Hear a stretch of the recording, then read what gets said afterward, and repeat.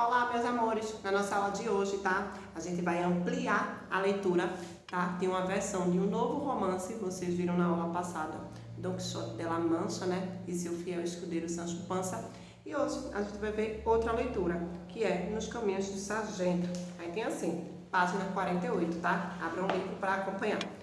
Você sabia que no século XIX os romances eram publicados de maneira parcial e sequenciada? Em folhetins, nos jornais da época? Eram muito apreciados pelas mulheres, pois continham história de amor e algumas críticas à sociedade burguesa daquele momento. Os romances podem contar diferentes tipos de história e, dependendo do conteúdo explorado, ser classificados como romance regional, romance histórico, romance policial, romance de aventura, romance romântico, entre outras denominações. O capítulo que você leu na seção Lendo Textos é um romance clássico. Que tal agora ler 2 capítulos de um romance bem atual? Você vai gostar de mais essa incursão pelo mundo das palavras. Aí ele vem dizer assim, tá? Extraordinário, comum. Sei que não sou um garoto de 10 anos comum. Quer dizer, é claro que faço coisas comuns. Tomo sorvete, ando de bicicleta, jogo bola, tenho um Xbox. Essas coisas me fazem ser comum, por dentro.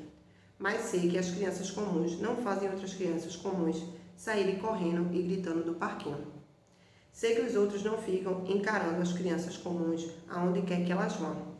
Se eu encontrasse uma lâmpada mágica e pudesse fazer um desejo, pediria para ter um rosto comum, em que ninguém nunca prestasse atenção. Pediria para poder andar na rua sem que as pessoas me vissem e depois fingissem olhar para o outro lado. Sabe o que eu acho? A única razão de eu não ser comum é que ninguém além de mim me enxerga dessa forma. Mas agora meio que já me acostumei com minha aparência. Sei fingir que não vejo as caretas que as pessoas fazem. Nós todos ficamos muito bom nisso. Eu, mamãe e papai. Havia. Na verdade, retiro o que disse. A Via não é tão boa. Às vezes, ela fica muito irritada quando fazem algo grosseiro. Por exemplo, naquela vez no parquinho, quando os garotos mais velhos fizeram alguns barulhos, nem sei que barulhos eram, porque eu mesmo não vi, mas a Via escutou e simplesmente começou a gritar com eles. Esse é o jeito dela. Eu não sou assim. Ela não acha que eu seja comum. Diz que acha, mas se eu fosse comum, ela não precisaria me proteger tanto. Mamãe e papai também me acham comum. Eles me acham extraordinário. Talvez a única pessoa no mundo que perceba o quanto eu sou comum seja eu. Aliás, meu nome é Auguste. Não vou descrever minha aparência. Não importa o que você esteja pensando, porque provavelmente é pior. Como eu nasci? Gosto quando a mamãe conta essa história, porque ela me faz rir muito. Não é engraçada como uma piada. Mas quando a mamãe conta, a Via e eu simplesmente caímos na gargalhada. Então, quando eu estava na barriga da minha mãe, ninguém fazia a menor ideia do que eu seria desse jeito. A Via tinha nascido 4 anos antes e tudo tinha sido tão mamão com açúcar, como a mamãe diz, que não havia razão para fazer exames especiais. Uns 2 meses antes de eu nascer, os médicos perceberam que havia algo errado com meu rosto, mas não acharam que fosse muito ruim. Disseram para os meus pais que eu tinha lábio leporino e algumas coisas outras. Chamaram de pequenas anomalias. 2 enfermeiras estavam na sala de parto na noite em que nasci. Uma era muito doce e boazinha. A outra, segundo a mamãe, não parecia ser nem um pouco assim. Tinha braços muito grandes. Aqui começa a parte engraçada. E ficava soltando puns. Tipo, ela dava cubos de gelo para minha mãe e soltava um pum.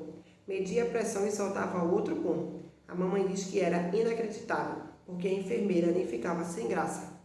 Além disso, a obstetra dela não estava de plantão naquela noite, então ela acabou nas mãos de um residente mal-humorado, que ela e o papai apelidaram de Dogue, por causa de um velho programa de TV ou algo do tipo. Não chamavam o médico assim na frente dele. Mas a mamãe diz que, embora todo mundo na sala estivesse meio irritado, papai a fazia rir a noite toda. Quando saí da barriga da minha mãe, ela disse que todo mundo do quarto ficou muito quieto. Ela nem conseguiu me ver, porque a enfermeira boazinha saiu correndo comigo. O papai foi atrás, com tanta pressa que deixou cair a filmadora, que ficou em pedacinhos.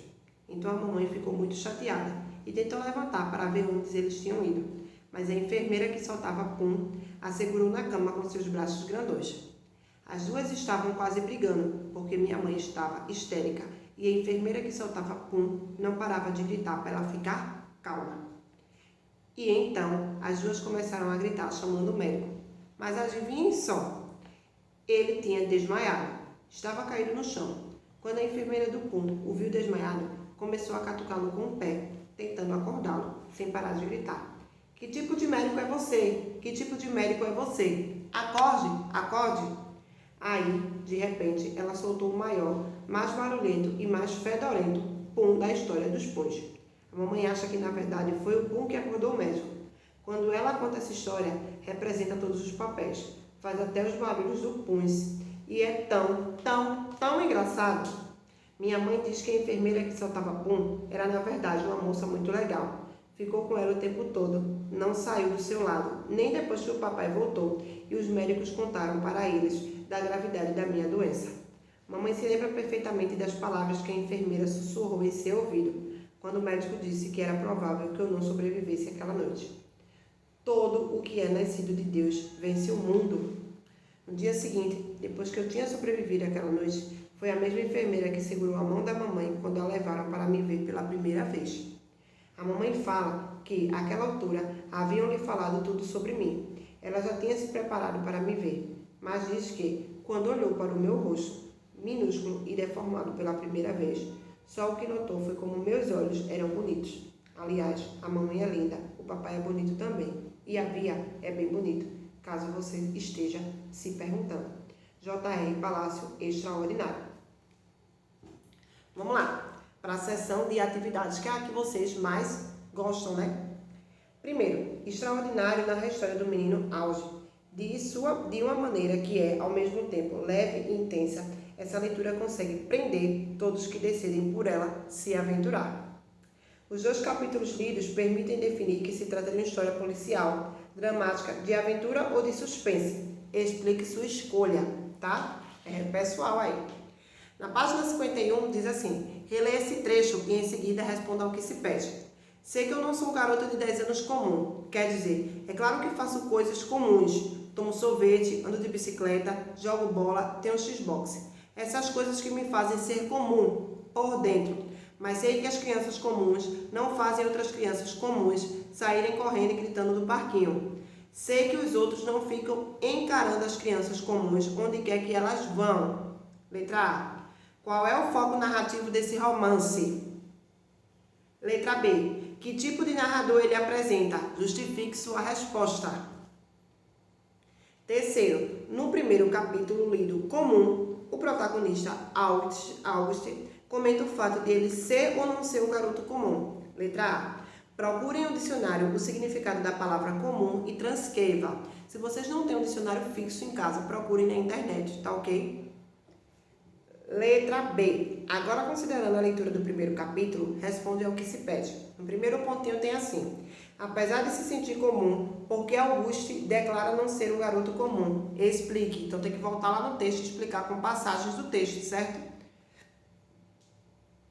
Segundo pontinho: em sua opinião, ser diferente é não ser comum? Página 52, tá? Quarto capítulo.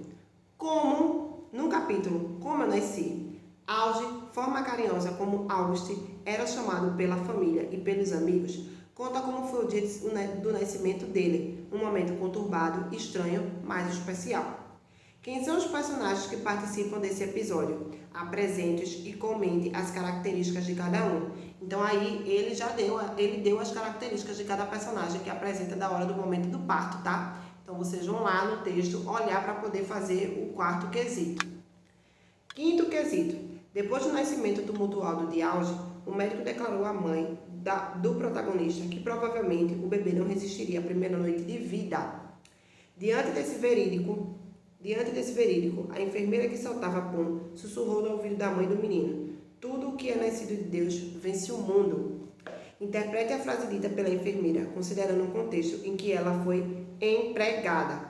Então, aí vocês vão refletir para poder responder o quinto quesito, certo, gente?